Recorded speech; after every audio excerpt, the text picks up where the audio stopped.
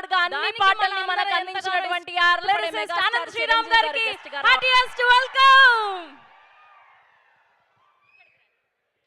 నాకు అర్థమైంది. So trending speech కోసం రెడీగా ఉండండి. ఎక్కడైనా హీరో రేపు సినిమాతో బ్లాక్ బస్టర్ అందుకోవడం, నాగరి 2026 birthday is very memorable for you.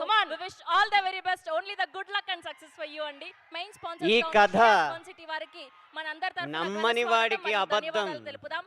ముందుగా నమ్మిన వాడికి అద్భుతం అన్న ఆ డైలాగ్, ఆ సంభాషణ మీరు ట్రైలర్ లో వినుంటారు.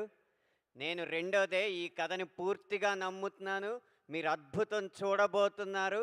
అలాగే కలెక్షన్లతో ఎస్కేఎన్ గారి కళ్ళ ముందు ఒక అద్భుతమైన బంగారు మేడ మీరే కట్టించి ఇవ్వబోతున్నారు.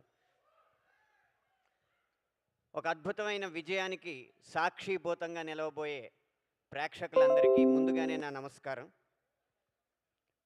ఇలాంటి కథ 100 మంది రాయగలరేమో, 10 మంది తీయగలరేమో,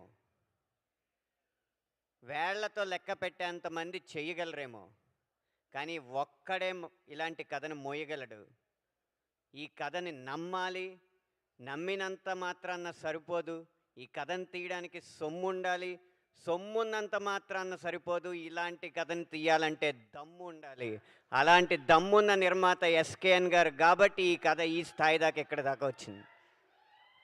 ఈ కథ వరకు నేను ముందు ప్రార్థించేది, ముందు నమస్కరించేది మాత్రం ఇలాంటి కథని తెర మీదకి ఎక్కించాలన్న ఆశయంతో ఎన్నో వ్యయ ప్రయాసాలు కోర్చి, ఒడిదుడుకులు కోర్చి మన దాకా తీసుకొచ్చిన ఎస్కేఎన్ గారికి నా ఆది వందనాన్ని అర్పిస్తున్నాను. తరువాత ఈ కథలో ప్రతి పాట ఒక బోయిగా సినిమాని మోసిందనేది మాత్రం ఏమాత్రం అతిశయోక్తి కాదు. అయితే సినిమా అన్న పల్లకీని మోసిన బోయిలు మా 7 పాటలు అయితే, ఆ బోయిల్ని సైతం మోసిన భూమి మాత్రం సినిమా కథ. ఆ కథను రాసిన సాయి రాజేష్ గారు. కథకి ఆధారం, ఈ సినిమాకి ఆధారం సాయి రాజేష్ గారు. ఆయనకి నా 2వ వందనం. ఆయన రాసినంత మాత్రాన్న కథ అయిపోలేదు. అది వెండి తెరకి మీకందరికీ నచ్చే విధంగా తీసింది మాత్రం రవి గారు, రవి నంబూరి గారు. నా 21 సంవత్సరాల రచనా ప్రస్థానంలో మొట్టమొదటి సినిమాకి ఇంత స్పష్టతతో ఉన్న దర్శకుడిని కేవలం ఒకే ఒక్కడిని చూశాను. అది రవి నంబూరి గారు. 1600 పాటలు రాసినప్పటికీ కూడా ఒక దర్శకుడు ఇది సన్నివేశం, నాకు ఇలా కావాలి అని చెప్పిన తర్వాత, చెప్పిన వెంటనే 1-2 రోజుల్లోనే పాట పుట్టిన ఒకే ఒక్క సినిమా చెన్నై లవ్ స్టోరీ. ఇదే స్పష్టత, ఇదే స్వచ్ఛత ఆయన ఎన్ని సినిమాలు తీసినా ఉండాలని, ఈ వ్యాపారం తాలూకు మలినాలేవి వారికి అంటకూడదని మనస్ఫూర్తిగా ఆశిస్తున్నాను, ఆశీర్వదిస్తున్నాను కూడా. ఇక ఒక గాయని గనక పాటలో నటించే నటి అయితే ఆ పాట ఎన్నింతలు అద్భుతంగా మీరు ఆస్వాదించేలా ఉంటుంది అనడానికి నిదర్శనం ఈ సినిమాలో కనబడబోతుంది. నా సినిమాల్లో ఎప్పుడో అరుంధతి సినిమాలో అనుష్క గారిది అలాంటి అభినయం చూశాను నేను రాసినప్పుడు. ఇన్ని సంవత్సరాల తర్వాత శ్రీ గౌరీ ప్రియ గారి అభినయానికి నేను అబ్బురపడ్డాను అనడానికి ఏమాత్రం వెనకాట్లేదు. ఇక కిరణ్ అబ్బవరం గారు ఒక్క చిరునవ్వుతో సెకండ్ హాఫ్ మొత్తాన్ని కూడా మోసారు. మీ నవ్వు ఎన్ని కోట్లు తెచ్చిపెడుతుందో ఇంకొక 4-5 రోజుల్లో తేలబోతుంది.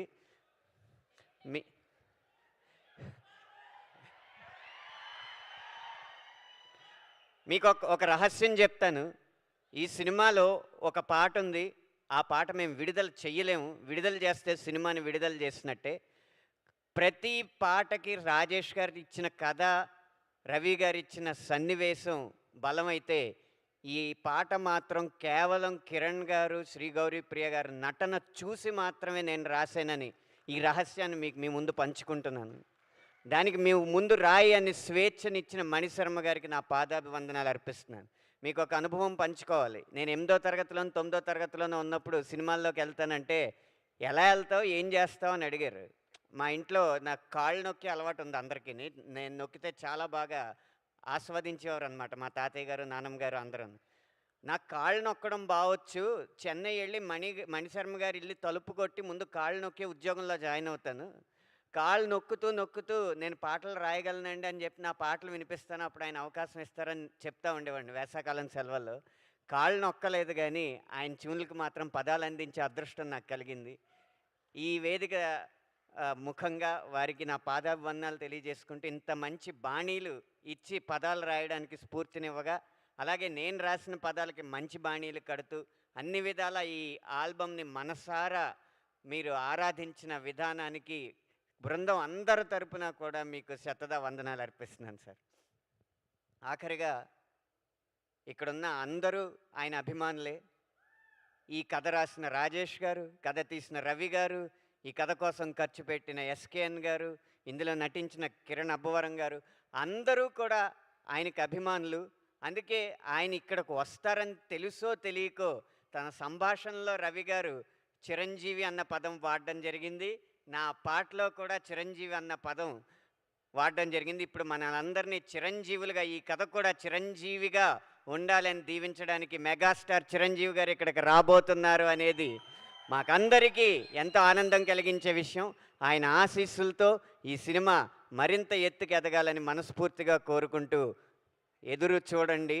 10 సంవత్సరాలు కాదు, 10 దశాబ్దాల పాటు గుర్తుండిపోయే కథ తెలుగు తెరపై రాబోతుంది. ధన్యవాదాలు. Thank you so much Anantha Sriram గారు. మీకు సమయస్ఫూర్తి భలే